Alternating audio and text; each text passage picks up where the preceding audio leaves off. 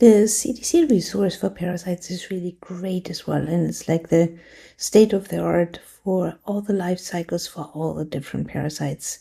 Again, if you go to cdc.gov, DPDx, that's the site for the parasitology website for the Center for the Disease Control in Atlanta. You get a ton of information, a wealth of information. Again, you have the initial one, obviously, is for the parasite index. You just have a list of lots and lots of parasites. Probably Gideon has a little bit more of the uncommon ones, but you can look up every different parasite. And if you go back to our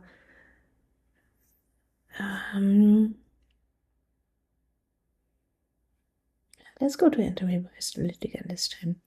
And you can see that, you have the biology, life cycles, really important. Images, again, recognition is absolutely crucial. So if you ever need any real life images of parasites, that's the site to go to. This is the gold standard.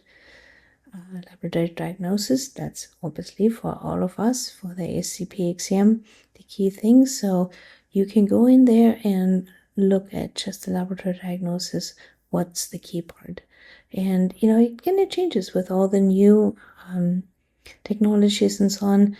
I think it is pretty up to date, but I'm not quite sure if it's all the, molecular and high-tech diagnosis already integrated.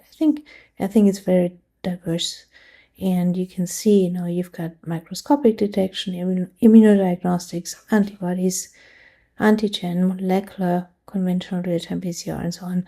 So, what we said before, one lab, they do one procedure, but there's many other procedures out there. So keeping an open mind, don't just memorizing, but really having an idea of what can be done in the different parasitic diseases is important. So it's really hard to teach that class because there's not necessarily one test for one pathogen, because especially with all the new technologies, it's changing all the time. It depends if you're in a rural country, in a rural state, or if you're in a high-tech lab. So there's many different approaches to identify the same pathogen, and I wanted to understand that as a part of this class as well. This also has case studies, and I don't think it's updated recently, but they have a lot of case studies as well. So if you want to go through it, form a group, form, teams within the lab, and then go through the case studies and look at them and see what's going on.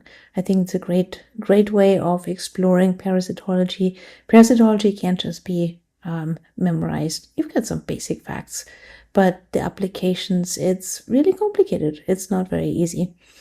And this site just gives you a really great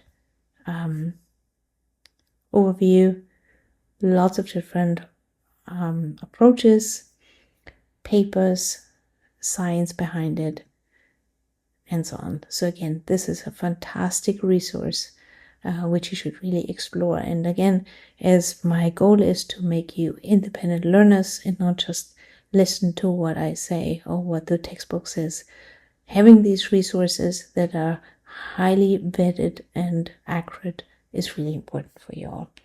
So yeah, that's another great resource, and I hope you're going to look at it.